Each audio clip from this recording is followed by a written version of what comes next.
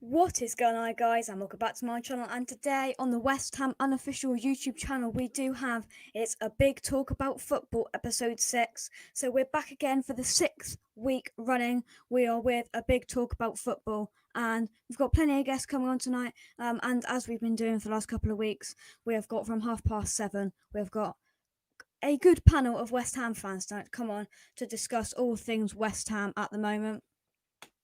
We've got some Arsenal fans, all the fans like that. But I'd just like to address things to come on this channel very, very soon. So obviously, as you know, it's coming up to Christmas. We'd love a break, but the fixtures, they just charge now, really. We've got about 4 games in 10 days or something stupid like that. So I'm going to try and get a preview and a review out for every game. But please, I apologise in advance if I don't get a preview out, but there will definitely be a review match report for every single game we play over the next couple of weeks or so, as we've got Chelsea on Monday night, and then we've got Brighton, Southampton, and then going into the new year on the 2nd, we've got Everton.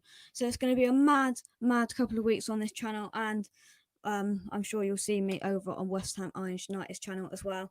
But I'd just like to say a shout out to Tony. I know you're watching. Hello, thanks for joining me tonight. But whilst I wait for a couple of kind of guests to come on, we're going to talk a little bit about West Ham. But before we do that, I'd like, as you can see by the ticker below, I'd like to thank Stallbridge Building Supplies for your help this week. Thank you very much. It is greatly appreciated. So we've got plenty of West Ham fans coming on at 7:30, but I'm going to give my little brief thoughts now, as I tend to do if guests aren't on here yet. So basically, I think obviously hopefully you saw my review of the game last night. It came up about 9 a.m. this morning. I did it. Hopefully you saw that. Make sure you get your comments in with your thoughts if you're a West Ham fan. Thank you very much for that. And yes, it's going to be a great night. We've got lots of guests coming on, but we've got our first guest coming on now. It's he comes all the way over. We had Ryan on a couple of weeks ago, and he's coming all the way. Oh, my green screen won't work, but they've got over 54,000 subscribers on YouTube, and they're doing a great job. It is Nikki Wilkins. How are you, mate? Thank you so much for having me on, Jack. It's a real pleasure. Sorry, is my microphone on? You wouldn't think I'd done this before, did you? Thank you so much for having me on, mate. It's a real pleasure. Oh yeah, thank you for coming on. So just tell me a bit about. Obviously, we had Ryan on a couple of weeks ago. Tell me about West Ham Fan TV. Well, it's going to be smaller than this channel when you get going, mate. That's for sure, because you're doing a fantastic job. But it's something that we've been doing for a few years now, and it's something that we was born of our love for West Ham, really. So, but we're waiting for a channel to become bigger than ours, and I think yours is the one, mate. Thank you. Yeah, thank you very much. So I'm coming to a couple of questions for you. Nikki, how did you become a West Ham fan as you are now? Oh, I didn't have any choice, really, Jay. I mean, I come from Canning Town. I come from the area. My family are all West Ham. We come from, I'm from Canning Town, same as Ryan. That's how we're such good friends. And if I'd have been anyone else, mate, my family wouldn't have had it. And I was lucky enough to grow up around the area. I was lucky enough to be able to be within walking distance of West Ham, and everything revolved around West Ham, and everything when I was young was West Ham, and my dad watching West Ham, and my granddad watching West Ham kits, West Ham tracksuits, and things like that. I just grew into it from a young age, from 4, 5, and I remember going to my first games there, and I've become hooked from there, really, and I've never looked back. Yeah, I think that's the same as me. Obviously, didn't have a choice coming into a West Ham family with my dad, and that is I've always really loved West Ham. Nikki, what's your favourite memory as a West Ham fan? Favourite memory? There's been so many. I've been the semi-final with my friends. Winning the playoff finals was always a decent one because I was there. But I think the start of West Ham Fan TV would have been my my best memories. That whole season at the bowling and you know, sort of coming into our own and doing what we do on you know, on our channel and stuff, and just, you know, discovering what it is to make West Ham content, you know, getting to meet so many people, the friends I've got to make over the years, the things I've been, you know, afforded to do. You know, we've been to some fantastic places, some premieres, we've met some film stars, met some players, met many ex-players. So it's just that whole experience really of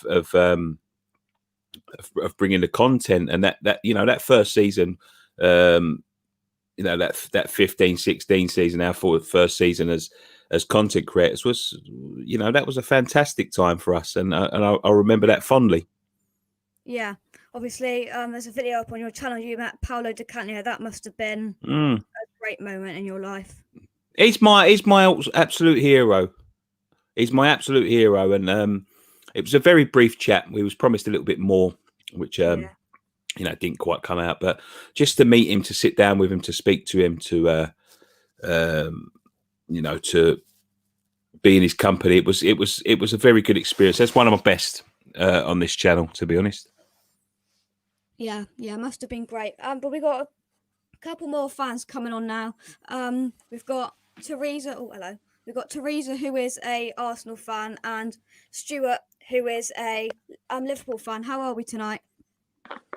I'm eating chocolate mousse. I'm fine. Oh, lovely. Teresa, how are you? Oh, I think we've lost Yeah, I'm good, Jake. How are you? Oh, yeah, I'm good. Yeah, good.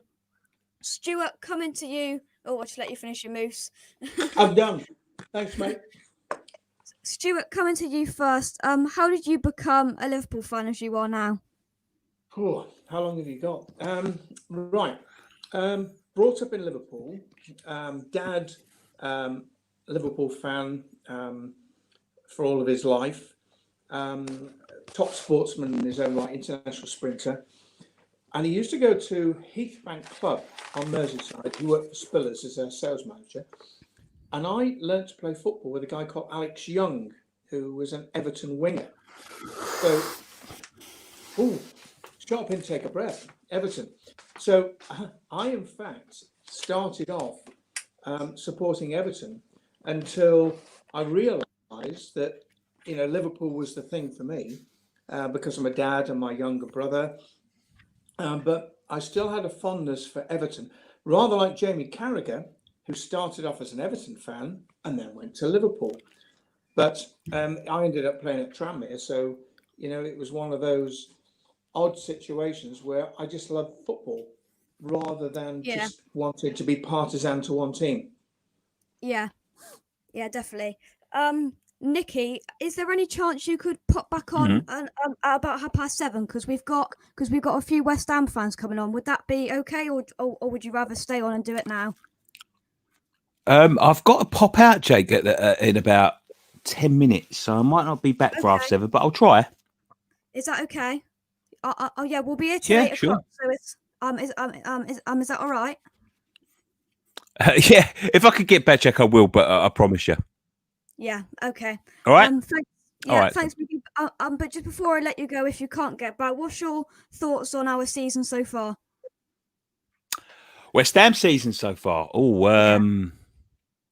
We've done very well, haven't we? We've surpassed all of our expectations. We know that you know, we haven't got the greatest squad depth, but we're making the most of what we've got so far. We've given some teams some games this year, including Stuart's Liverpool. We give them a bit of a game. They're not completely on their ball this year, but you know, we got beat by them. But we're improving game by game, and the point at Palace, it wasn't ideal for us. Obviously, we want to be, but to be sort of up there and up thereabouts in this crazy season, I think there's a lot of twists and turns to come yet, Jake. And I think if we carry on the way we are, we'll be up there with them. So yeah. A very positive start to the season, I think. So yeah, Nikki, very nice start. If you have got a chance to put back on, that'll be great. But no worries if you don't, because we've got a few West Ham fans coming on. That'll be great. Listen, if I can't pop back on, Jack, I'll definitely come back on for a full show a little bit later on in the season. Is that all right? Yeah, actually, no. And we'll keep you on now. Is that okay? Yeah, of course, of course. Yeah. Right. Yes. So we've got Teresa who cut out, but she's back now. Teresa, are you here? No, I don't think we've got her there. But Stuart, coming back to you, what is your favourite memory as a Liverpool fan? Gosh, I was teaching in Kent, and I ran the Kent junior side, schoolboys side, and I managed through my dad, who was part of the Liverpool, setup, to get a link with Mönchengladbach, Borussia Mönchengladbach, and I was invited with the Liverpool team over to the final in '73. So I went over, and I spent basically 5 days in the hotel with them, and met Kevin Keegan, who at the time, I sort of idolized, but in years to come, when I took part in Superstars myself, Kevin was part of that. So my dad, of course, was friendly with Bill Shankly and played bowls with him. And I can remember, and this is my wonderful memory, that we walked across the pitch at Borussia Mönchengladbach before the final, and Bill Shankly said in his Scottish accent, "Stuart, I should have brought my bowls because this pitch is so wonderful. Your dad and I could have played bowls here." And it was just fantastic. But here's the secret that I don't think anybody's ever heard before. Bill Shankly went into the Mönchengladbach changing rooms, and they were an L shape. Now, that's not normal. They're normally just a big box. And they were tiled. The floor was tiled with white tiles, so that when Liverpool came out, they had real problems actually walking on the tiles with their studs. And they were slipping and sliding everywhere. And I can remember Bill Shankly saying afterwards in the hotel, "I'm going to do that when we get back to Anfield to basically upset the opposition."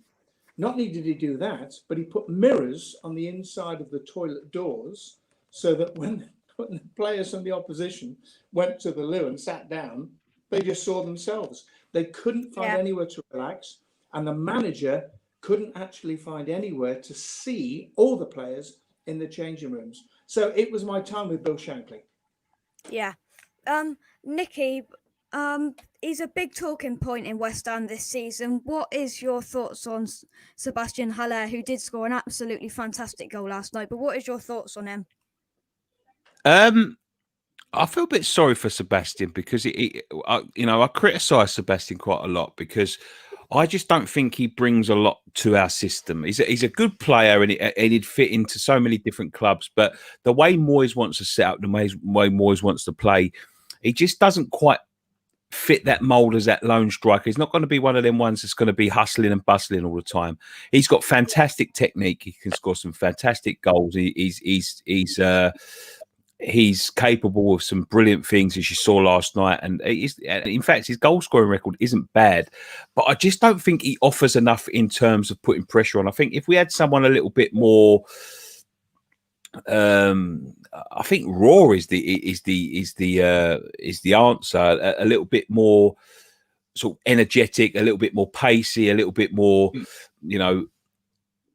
I can't think of the words, to be honest, but a little bit more like that's a little bit more mobile. I think he'd give the defence a little bit more to think about, and I don't think he'd get. That's the only thing, the criticism I've got about him. He doesn't give the defenders enough to think about, and I don't think it's his fault. It's just something that Moyes is implemented in the side, and he wasn't bought by Moyes. I don't think he'd be bought by Moyes if he was coming in this year to play that system.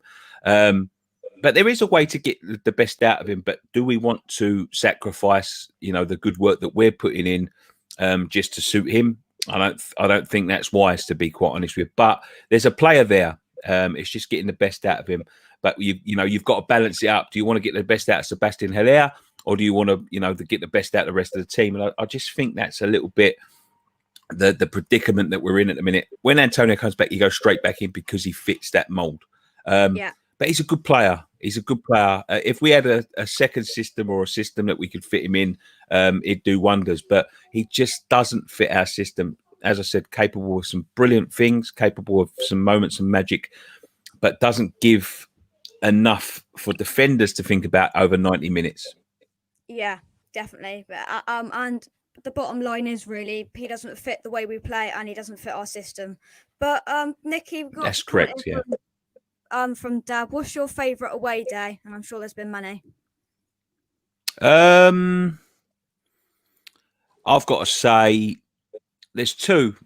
I think Arsenal away, when we beat them 2-0 at the Emirates, when it was the start of that really good season. I really liked that game. It was just a good all-round day. And there was one Everton away in the same season, when we beat them 3-2, come from 2-0 down. They missed the penalty, could have gone 3-0 up, and we come back and we beat them 3-2, 3 goals in the last sort of 10 minutes. There's been some good Spurs ones, but them two, the Arsenal and the Everton games really sort of Everton at the time were a bit of our bogey team as well, so we used to get beat by them quite often. But them two games stick in my memory.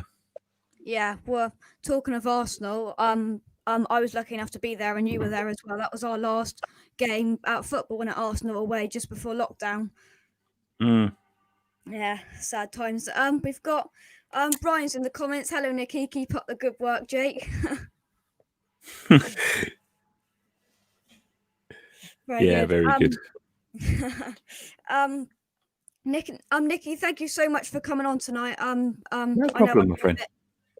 Juggle, but thank you for coming on and keep up the good work over on your channel. you keep up the good work. You're doing a fine job, and you're going to go far in this industry if you carry on with it. Don't give up. Carry on. You're doing a fine job, and you'll probably be taking my job soon. So keep up the good work, okay? And I like your glass. I got one.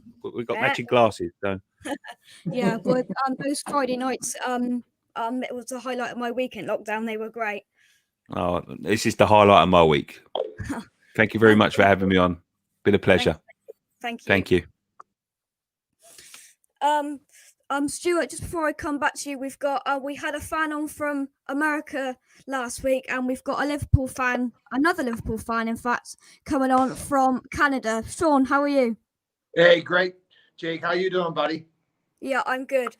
Just before I do come to you though, Stuart, you've met a lot of ex-footballers and all of that stuff. What's it like to be like meeting these players? What was it like?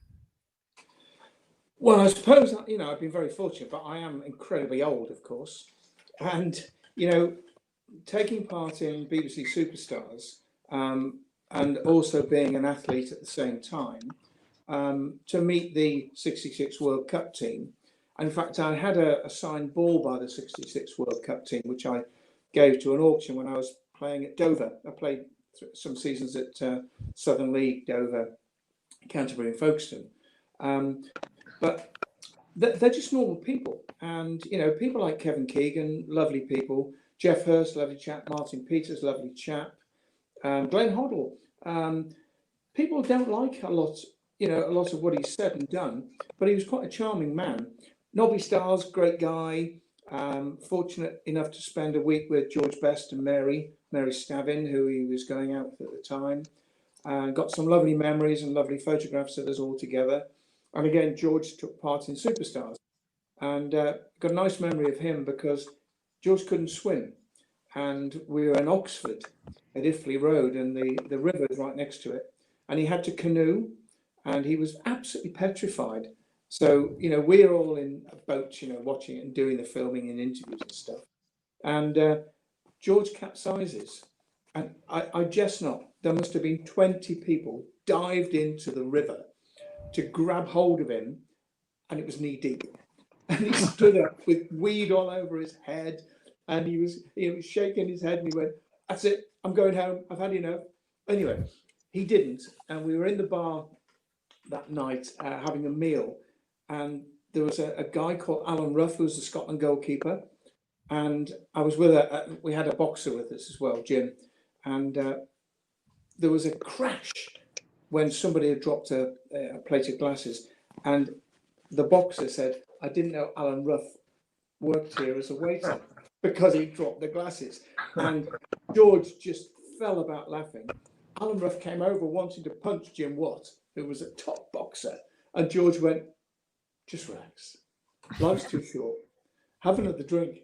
So I suppose my memory is I'm just really fortunate to have met all of those. And being an athlete, my roommate was Jeff Capes and, did programs with Daly and other stuff. So I was just fortunate. I was in the right place at the right time. Rather like you, Jake. You're at the right place at the right time. Yeah. Sean, I'm coming on to you. You're all the way over there in Canada. How did you become a Liverpool fan? Well, first, Jake, I want to say hi to you guys, and also Mr. Matthews. Long time no see, sir. Hello, mate.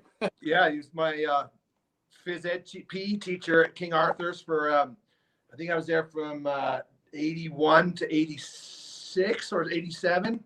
Yeah. So I fond memories with you, Stuart, and also Mr. Roost. Melvin, yeah, still back. Yeah. Okay, cool. And I've been gone from I left England in 93 and moved to Edmonton, Alberta as a professional squash player, which I remained as a pro for 15 years before moving into the oil and gas industry. And so, Stuart, you remember me. Obviously, I was your left winger or left midfield as a schoolboy there. And so my dad was a big footballer, and football runs in the English blood.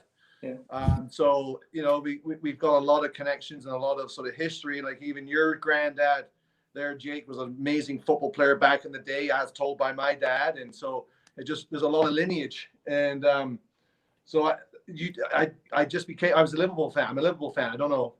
Since the day I could walk to the day I could breathe, I was a Liverpool fan. And I have remained that passion. I've actually got more passion. I've got kids of my own now. I got my son Ollie, who's 9, and my daughter Niella, who's 11. So soccer over here, they call it soccer, which I hate. I got to explain because it's football, and every time I talk about football, they think I'm talking hand egg, like as in NFL, where it's actually football. So, but there is a huge following over here. There's a lot of expats that actually watch football. There's a lot of pubs that actually play it, and it's on at lunchtime. So our games on Saturdays, for instance, will start at 8:00. So we usually go to the pub called the Ship and Anchor. It's a Liverpool bar, and then or during midweek, the games start at 12:45 lunchtime. So it's great to go for lunch and watch Champions League or even watch the national team. So it's a huge following over here of teams. It's great. It's not as passionate as it is back home, but there's definitely a lot of tradition over here and a lot of following for sure. Yeah. Teresa, we've got you back here. Are you there?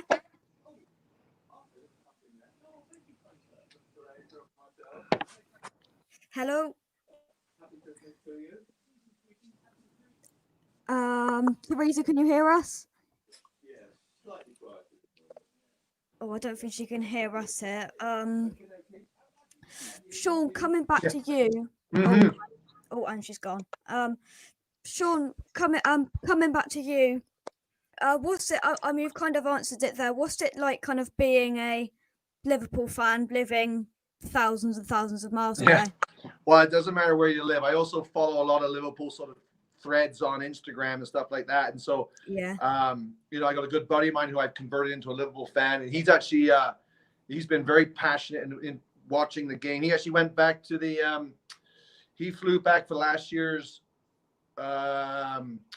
Champions League semi-final. Who did we play? I think it was actually. Let me take a look here. So I think I've got. Well, he went. He brought me this back when they played Bayern Munich. So he flew all the way back. That was what's the date on this? Sorry, I can find it. But it was that last spring, and actually it was Tuesday, the 19th of February.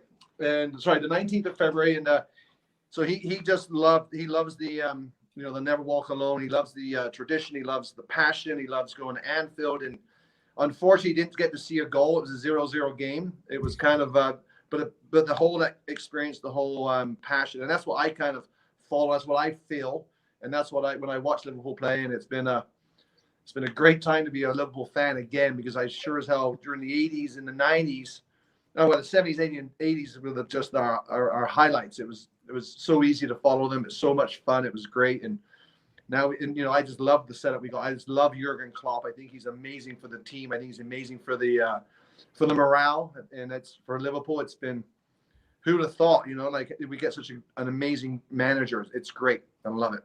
Yeah. And it gets followed very followed in depth over here as well. Yeah.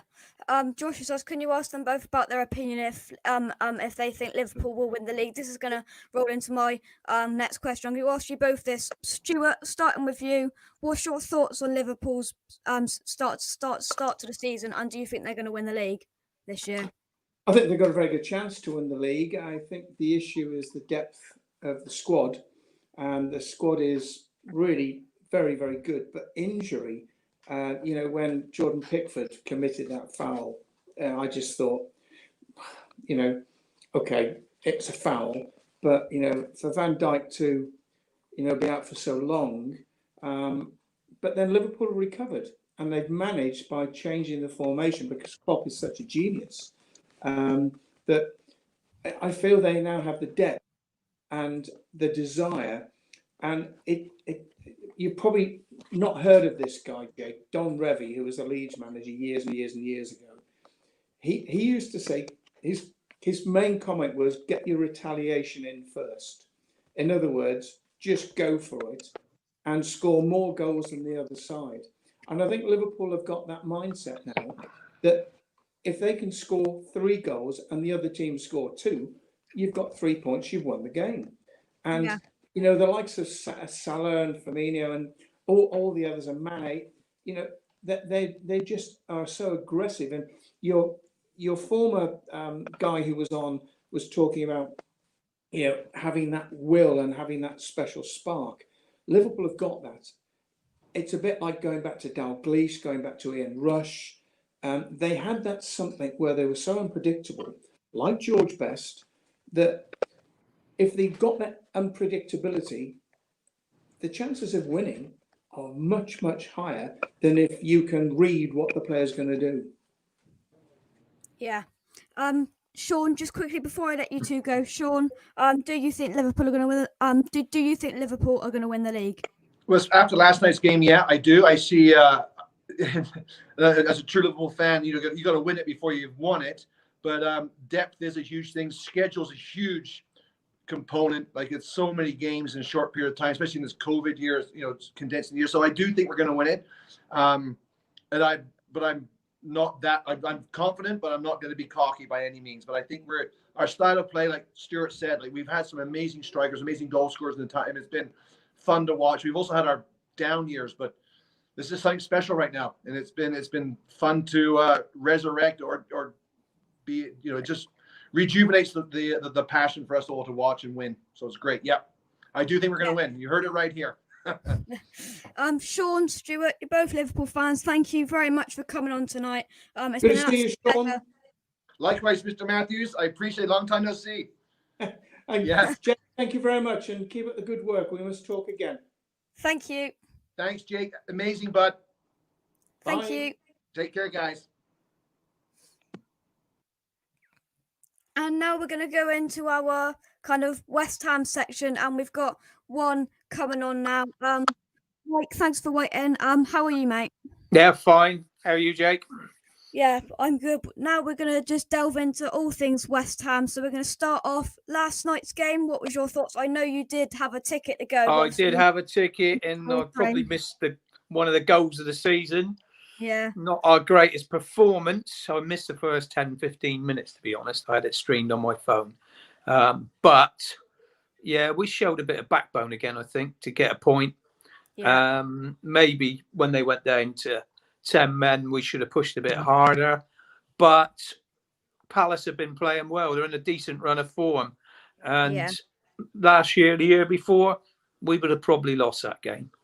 Definitely. I think so they're showing a bit more, which is great. Yeah, I think it's this new West Ham Moyes' kind of this new philosophy this season. I think last season we wouldn't have showed, like before lockdown, we wouldn't have shown in these last couple of games, we wouldn't have shown the same kind of resilience to come back from behind and get Last week we you're got dead 3 right, buddy. points, and to get a point this week. So Leeds the week before, that was a great win, wasn't it? Yeah, it was a great win. Not the greatest start again, but yeah, at least we've come from behind. I hate when they keep putting this stat up that, you know, we've lost more games being in front than anyone else. So it was nice to do it the other way around. Yeah. And we were the better team by a long way. And to be fair to Bielsa, he did admit it afterwards that they were second best. Okay, it was down to our aerial prowess, but we did also create a lot of chances in open play. We did. So it's good to see. You know, it's great now to be able to sit back and think, you know, we're not in trouble. You know, I think we should have a decent season. Yeah, I was thinking before the Palace game, if we lose, it would be a great shame. But if I'm being honest, it's not the end of the world. You're right. You're right. I mean, I did say to all my lads that I think we'd get a draw because we haven't had a draw for a while. Both teams play in the same sort of way. I know we've had to change our system back to the 4 at the back because of the injuries to the wing backs. But, you know, we've done okay with a back 4. You know, so there's going to be times when we have to change our system. So we've had to try it out. It's been forced on us. So it's not a bad thing, really. Yeah, I personally was worried about the back 4, and it did prove me wrong. And I thought last night, the main man, Vladimir Sofau, how good was he last night? Oh, by far our best player. What a bargain at £5 million for that guy. I mean, he just didn't give Zaha a kick the whole game. He was on him all the time. He had him in his pocket, basically. Yeah. And he's still making those runs down the wing and putting the all-important cross. Yeah. Which, took some converting, but...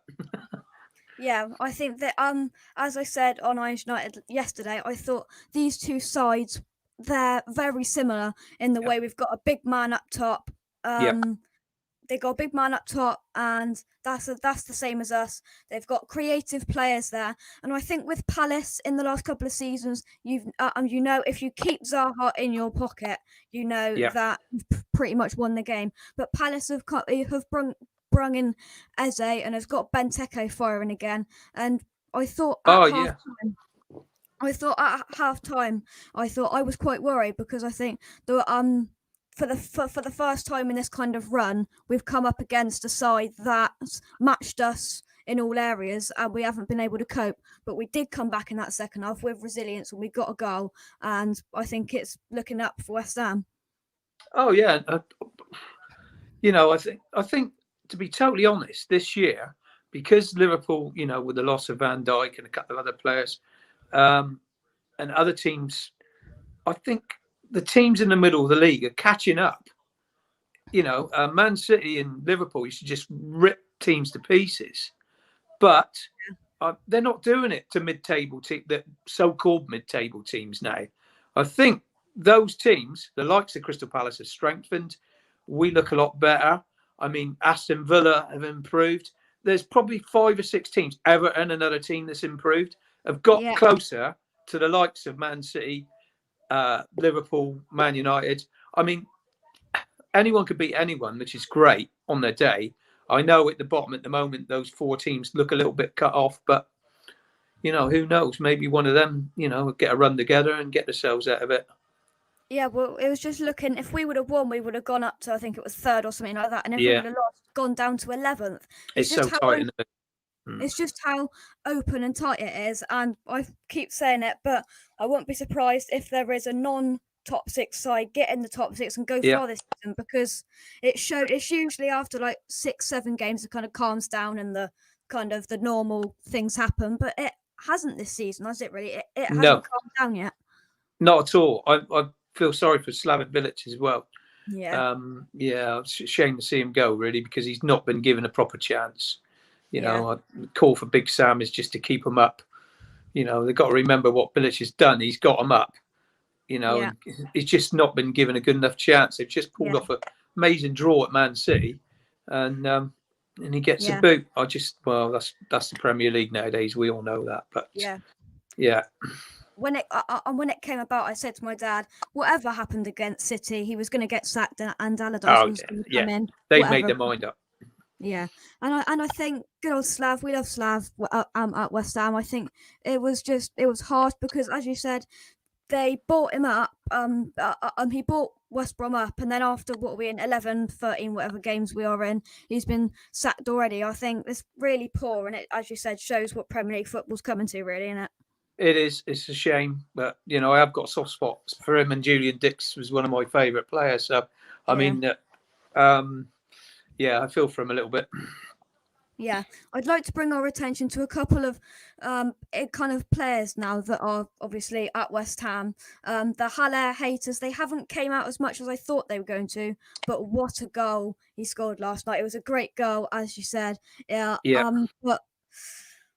Nikki was on earlier from West Ham Fan TV. He put his point across. What is your thoughts, and do you think that he will go in January, or do you think that we will bring?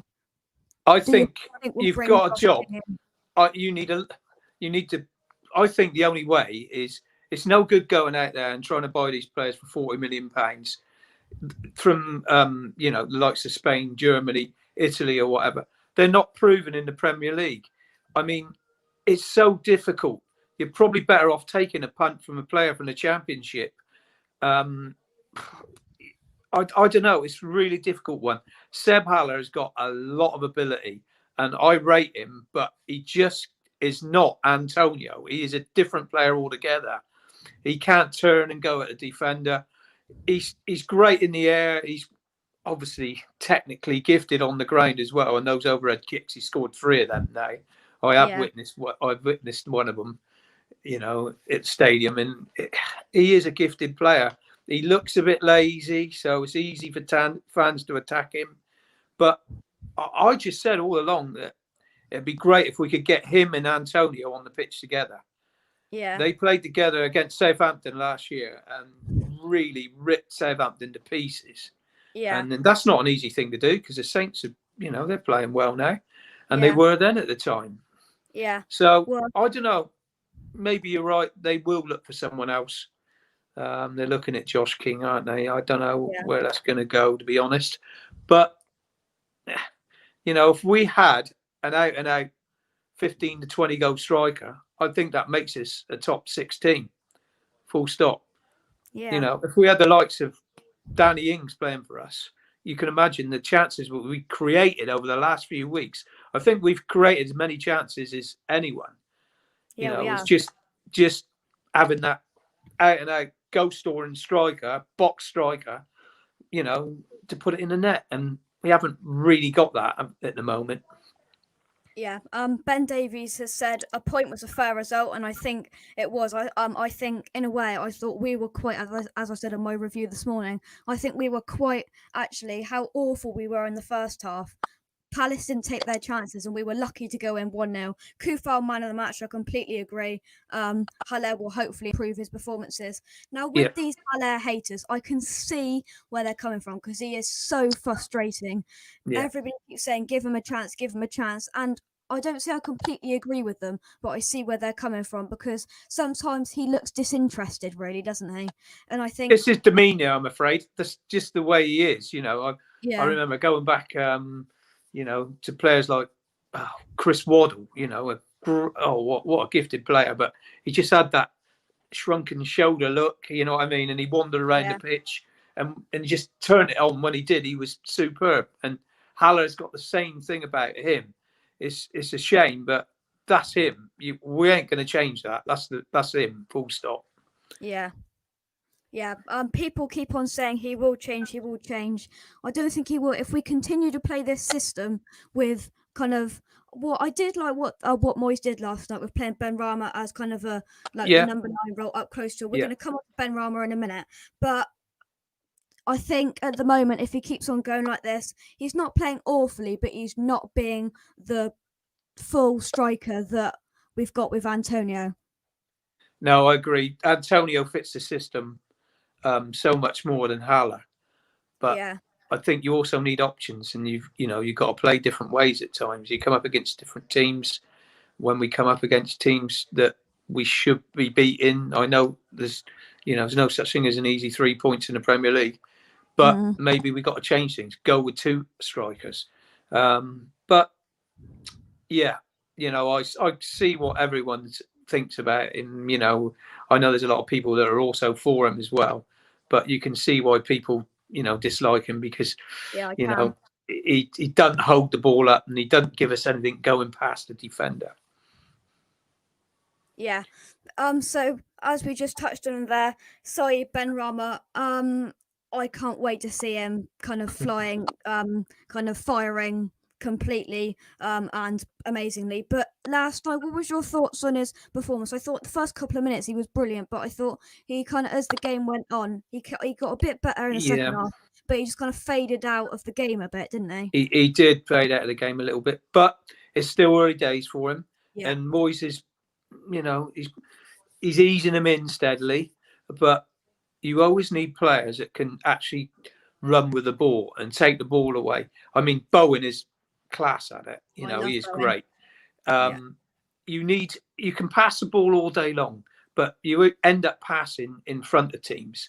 You need someone that can actually cut through defenses and run at people, open defenses up, then maybe give a little ball or take a shot or whatever. And we need more than just one in your team. And we've got Bowen, and now we've got Benrahma, and I think we're getting the right sort of balance now. And maybe with Antonio back up top with them, we're going to be good. We're one day we're going to hit 4 or 5 into someone, no problem. Yeah. Well, obviously, if Antonio does come back, I'm just thinking, in terms of Pablo Fornals, where is he really going to fit into this kind of frame of things? Because I love him to bits, but the last couple of games he hasn't been great. And I think once Benrahma's firing on all cylinders, I think there isn't anywhere for him to really come into the side unless there's an injury. No, you're right. I mean, a lot of people got mixed opinions of Fornals. He works so hard. Yeah. I watched him playing for Spain under 21s before we signed him, and he looked quite technically good, and he put himself around. And I thought, well, this guy, maybe needs be a little bit stronger for the Premier League. But he came in and done a pretty good job. But the last few games, I think he's just laid off too many poor little balls inside. Yeah. He's turned inside and we've lost it. It's easy 10-yard balls that he shouldn't be missing the pass. Yeah. And I think it's time to just take him out of the team, because he has started every game. And I mean, it comes a time when you've got to G people up and say, right, hang on, we'll pull him out for a couple of games. Yeah. We've got all these games coming in December. We've got a half decent squad. So we're going to need him.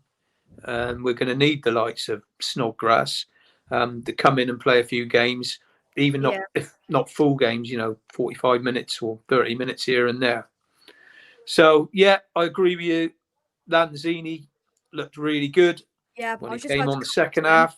Yeah. And Lanzini, if he gets fit and up and running, can do a better job than Fornals, I think. Yeah, well, he's come back really, Lanzini. I was just going to touch on him in a minute, but you've touched on him for me. Sorry. Think Lanzini, that's all right. I was a bit skeptical when he came on because I thought he's not going to give the same work rate that Fornals did. But he did prove me wrong. People saying he changed the game. I wouldn't say he changed the game massively, but he had a big impact. I thought he came on and he really did impress me. Yeah, his passing was tidy. It was a lovely little ball, for the cross, for the goal in the build-up. He's getting there. I mean, that injury set him back a long way. He's come back 3 or 4 times since that injury and not looked fit, not looked sharp, but he's getting there now. So he's another player that's, going to give a few headaches to David Moyes, which is great. Yeah.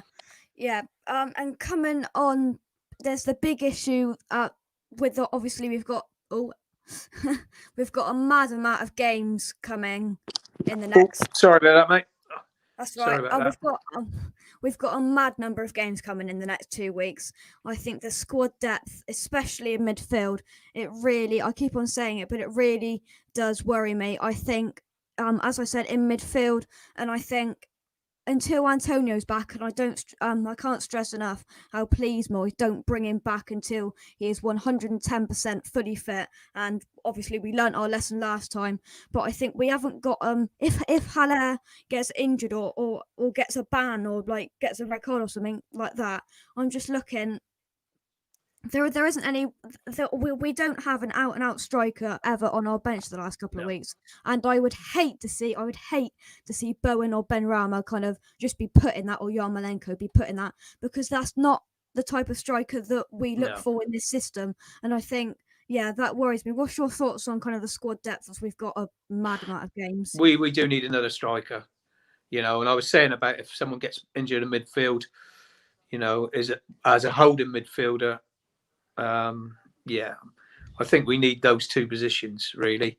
Yeah. You're going to get injuries, aren't you? Certain players are going to get injured, and you're just going to have to put up with it and get on with it. I know Liverpool's got their problems this year, but like I said a couple of weeks ago, I remember one season when we had 11 injured for a long, long time. It happens. Seasons like that happens. And clubs have just got to get on with it. But yeah, we need another striker on the bench. Like I say, the other day we didn't have a striker at all to bring on, and that's not good enough. We must invest.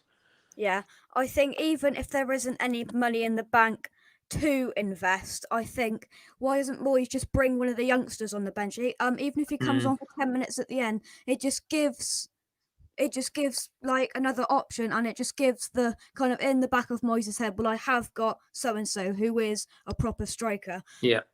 We've got commenting from Ben saying Rice and Souček against Chelsea can cause some problems, and he said I would think. Well, we are going to come on to that in just a second, Ben. But I think, yeah, with this whole squad depth thing, we've got Chelsea on Monday night, then we've got Brighton on the 27th, Southampton on the 29th, and then Everton on the 2nd. So it's going to be it's a big amount of games that we need to cope with, really, and we need to cope with it well if we really want to kind of get on and be in contention for this 8th or 7th position spot. Do you think if we can string a few good performances together over the next week, do you think that that we do have a chance of getting that maybe even 6th position? Who knows? Yeah, I personally think we could be around 7th or 8th, being totally realistic. There's a few tough games coming up. There's always a few weird results around Christmas time with all these games. Let's hope we pull off some, because when we play the big teams, we don't, we usually turn it on. So it's those other games, the likes of West Brom, teams like that. That's the games that we've been actually winning this year. The one against Fulham, albeit through a missed penalty. But at least we're winning those games. So, yeah, those 6 games, I'd like to think we could win 3 and get a draw in one of the others, and I'd be happy with that, because you're halfway through the season then. Well, what are we on now? We're on 13 games, another 6 games. Yeah, we're halfway through the season then, and we could have 30 points. Now, that's not a bad target for halfway through the season. No, it's not. It definitely took us a lot more than that to get 30 points last year. So it did.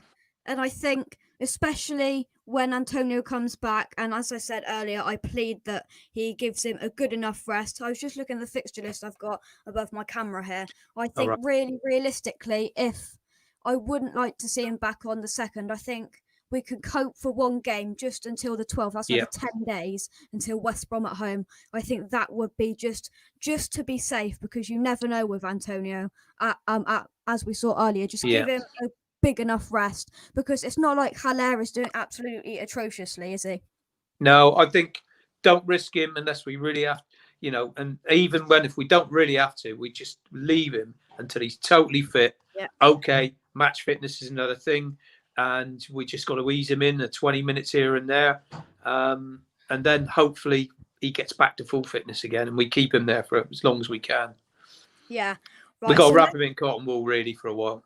Yeah, I agree. So let's move on to kind of a preview of the Chelsea game. What is your thoughts? We've got Chelsea Monday night. it's going to be a tough one, really, isn't it? We haven't had a big side for quite a while. It's going to be a tough one, isn't it? It is. You know, Chelsea are due a win as well. You know, they've had a couple of poor results, and they're going to be so up for trying to beat us after what we've done to them over the last few games. But hopefully, I'll be well happy with a point. I'll be very happy with a point. And hopefully we just put in a good performance again, you know, and give us, you know, just give us a bit more hope for the next few games after that.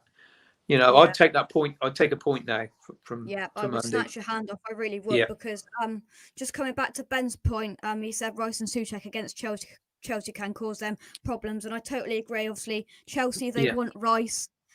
They're not going to get him, I don't think. I really don't think so.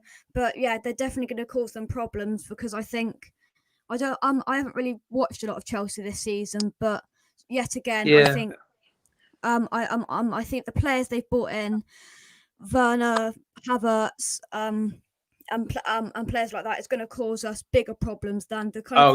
We need to go back to a back five against them for sure. Even if it's like Johnson, you know, left wing back, and Soufal on the he is a natural wing back anyway, and play with the three centre halves. We can also, you know, we look much more compact like that, and we also got the threat on the break with Benrahma and Bowen. And you know, I know Chelsea have been good from set pieces this year. I think us and them have scored the most goals from set pieces, but they have been a little bit vulnerable, you know, defending set pieces against us. You know, so they'll have that in the back of their minds. They don't want to be giving away too many corners with the likes of Bonner, you know, and Benrahma, you know, Bob Bonner, who would probably play against Chelsea, I should imagine, you know, Haller, Rice, you know, obviously Souček. I mean, you know, you don't want to give away corners against us, do you, really? No. Well, I think we are very brutal against set pieces, because we've got the players to put them in the box, to put a good ball into the box, and we've got the players to go on the end. We've got 4 players that I can just name off the top, just straight away, that can easily get their head on a fantastic header and put it in the back of the net. You touched on Balbuena there. He's got a slight knock, and I thought last night, Diop, he didn't. Obviously, he hadn't played since September, but I didn't think he had the best of games, and I think perhaps he's just jiggled it around. He's upset that back 4, because I think Diop, I think Bonner and Balbuena had such a good kind of partnership there, and they were working brilliantly. When Balbuena is ready and fit again, would you play him over Diop? Yes, I think so. He's done really well. He's been one of the big pluses. He's so strong in the air. And he looks like he's organised in defence. Him and old Bonner look absolutely brilliant together. With Cresswell, that's another one who took a bit of a knock last night, which is a little bit of a worry, because he's been playing well in that position, because he comes out of the ball with a defence out of that back 3, and he's got such a magic wand of a left foot on him. You know, that gives us a little bit more going forward. Where the other 2 were out and out defenders, and Cresswell's been a big plus for us this year. And it'd be a bit of a shame if he's out for a few games. Yeah, well, I think our back line has been absolutely superb this season. It's gonna it's been one of our big pluses, and I think, as you said, we've got to go back to the back 5, because their attacking ability is, if we play back 4, it's going to be too much for us, because I don't know who will be on the wing, but I think as much as Cresswell was brilliant, they will annihilate Cresswell on that left hand side. He's just not got enough pace. They've got some very pacey, you know, players. Especially, like I say, Werner, he is motorised. He is. There's no doubt about that. Just to slot him into the centre-back position, that is where he needs to be. I really, really do like him there. That is the best. And then I would really like to see the left wing-back position be taken by Ben Johnson, and then Soufal on the other side. I think that is how Moyes has got to line up. But the question is, will Moyes change it that much? Will he be that adventurous? Will our manager change it that much? What do you think? Probably not, but like, he may be forcing and making changes because of Cresswell. So, yeah, probably not. If you know, people were fit, Bob Yeah. Wayner will come back in, I should imagine. Yeah.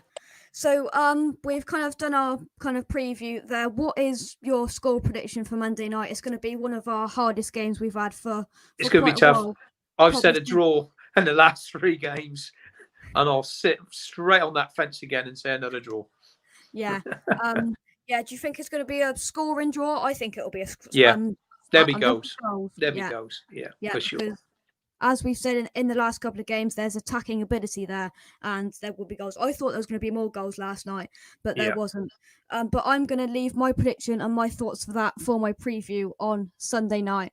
But Mike, it's been a pleasure, and we've done this solo for the last kind of half an hour. Thanks for No, not a problem, buddy. Enjoyed it. yeah, Well we've done, Jake. Doing great work, mate. yeah, we've kind of talked West Ham completely, haven't we? I'm sure we could sit here and talk for hours about West Ham. But thanks for joining me tonight, Mike. No problem, buddy. Thank you. See you later, mate. Thank you. And that's it. That is a big talk about football episode 6 tick done. So yeah, I hope you've enjoyed. If you have, make sure you hit the like button. Subscribe to the West Ham unofficial YouTube channel if you haven't already. We are very, very close to 400 subscribers. Shout out to Nigel Khan, you just subscribed. Thank you very much. Part of kind of being over on Irons United. Thank you very much for subscribing. And please hit that subscribe button and leave a comment down below with your thoughts of tonight's show and West Ham in general. So I'm going to have to update that subscriber count after this show. But I have been Jake Cox from West Ham Unofficial, and we've had another just shy of an hour show. So make sure you, as I said, like, subscribe. Nigel said 0-0 then after those predictions. Yeah, I definitely think it's going to be a draw. I would take a draw. It's going to be a very tough game, but I'm going to leave my thoughts for that until Sunday night. Look out for the preview. Thank you to Stallbridge Building Supplies for helping me out this week. And yeah, that is it. Just the last comment we've got in from Ben. Thank you very much for your support over the last kind of month or so for being on, doing all of that. And Nigel, well done, Jake. Thank you very much.